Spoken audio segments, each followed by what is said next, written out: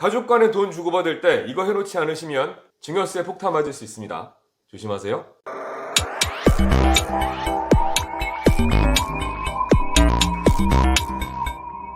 안녕하세요. 부자사장연구소 소장 이경입니다. 오늘은 우리 사장님들께서 상담하시다가 질문하시는 거 영상을 한번 찍어봅니다. 이거 굉장히 많이 궁금해 하시더라고요.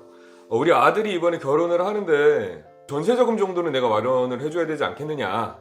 전세자금을 마련을 해주든 집을 사는데 돈을 보태주든 어떻게 해야 되느냐라는 질문에 대해서 답변해 드리도록 하겠습니다.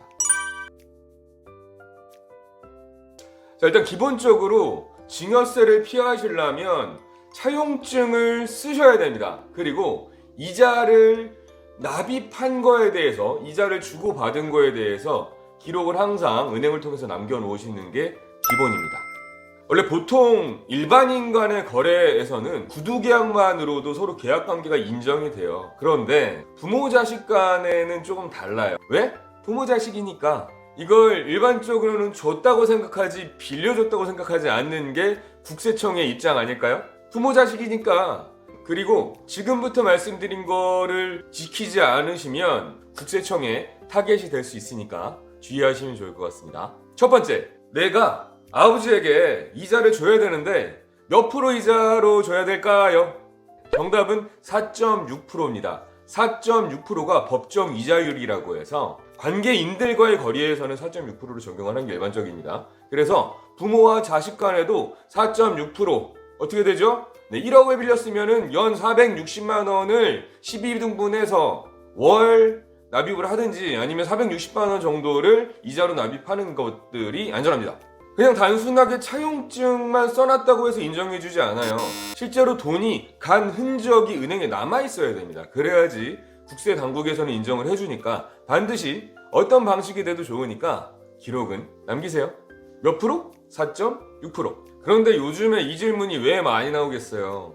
아파트 취득할 때 자금 출처 조사라는 걸 한단 말이에요. 야, 이 아파트 사는데 네가 그 나이에 돈을 어디서 마련했어? 라는 질문이 들어왔을 때 아버지에게 빌렸어요 라고 하면 그 증빙을 해야 되는데 빌렸으면 이자를 내야지 라고 하는 자금 출처 조사에 대비하기 위해선 반드시 차용증 쓰시고 4.6%의 이자를 지키셔서 따박따박 아버지에게 주세요. 그 다음에 현금으로 받으시면 되잖아요. 이거는 우리끼리 얘기해요. 자, 그런데 국세청이라고 해서 그렇게 무조건 따박 돈 1,000만 원 빌린 거에 대해서도 그렇게 4.6% 정확하게 계산해서 줘야 되느냐? 국세청도 귀찮아서 그렇게까지는 안 하고요. 연 이자가 1,000만 원 이하인 경우는 크게 터치하지 않습니다.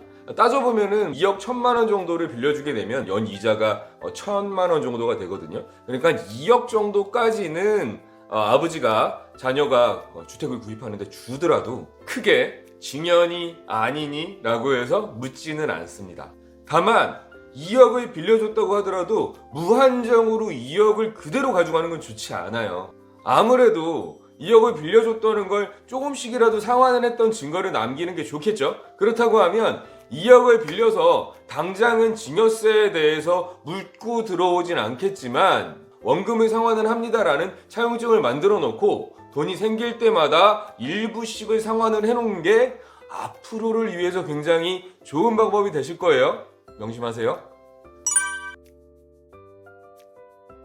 그리고 이걸 이렇게도 활용할 수 있어요.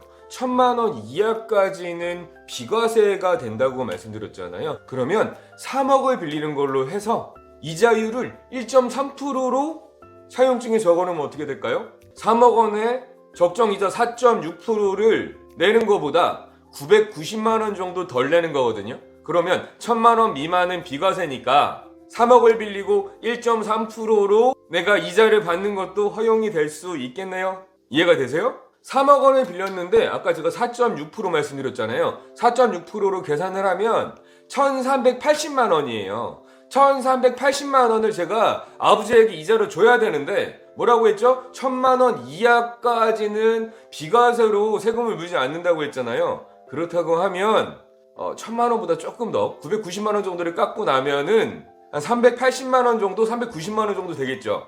그럼 3억 원에 390만 원 정도 계산하려면 1.3% 정도 계산하면 되거든요. 그래서 차용증에다가 3억 원 빌렸는데 1.3%로 돈을 빌렸습니다 라고 해서 390만 원씩 연 이자를 내는 것도 허용이 될 수 있다는 거죠.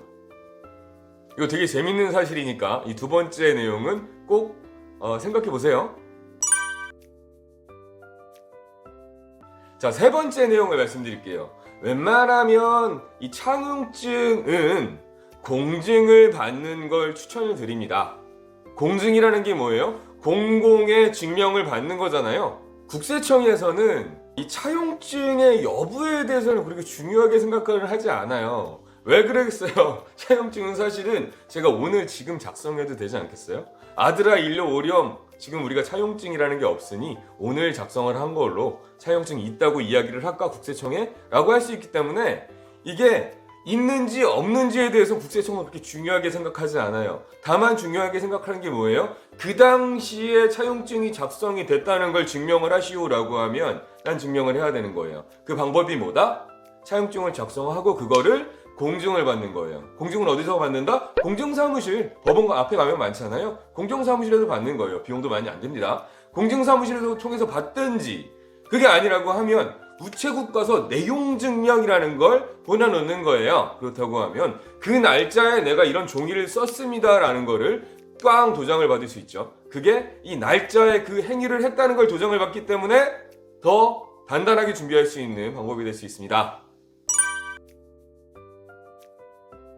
자, 네 번째. 그러면 차용증에는 어떤 내용이 들어가야 되느냐?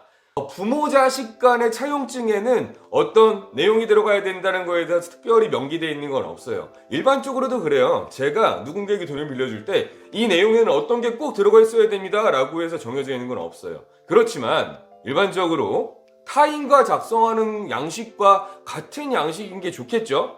어떤 양식이 들어가야 되느냐?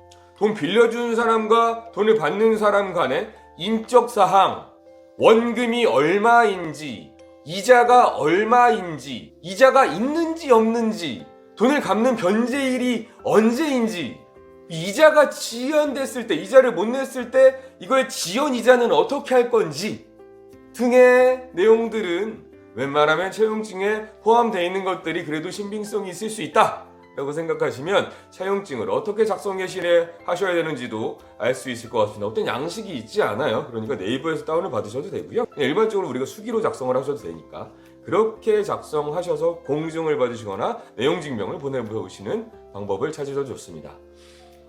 정부가 돈이 없죠. 정부가 돈이 없습니다. 그렇다고 하면 타겟이 되는 건 뭐예요? 네, 돈 많은 사람들이 타겟이 될 수 있겠네요. 그렇다고 하면 사업하시는 분들 아니면 돈이 조금 있다라고 하시는 분들은 지금 같은 시기에는 돈 조심하셔야 됩니다 라고 생각합니다. 경기가 매우 안 좋아지고 있습니다. 아마 내년에는 더 안 좋아질 것 같아요. 정부는 긴축 재정으로 줄이고 있고요. 점점 금리는 올라가고 있고요. 그렇습니다. 우리는 지금 사업을 확장한다기보다 나가는 돈을 어떻게 하면 줄일 수 있는지에 대해서 고민할 필요가 있을 때인 것 같습니다. 세금도 그 중에서 하나겠지요.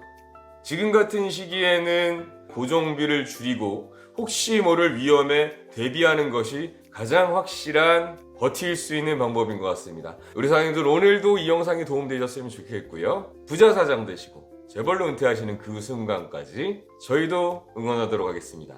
컨설팅은 부사연 여기까지 하겠습니다. 감사합니다.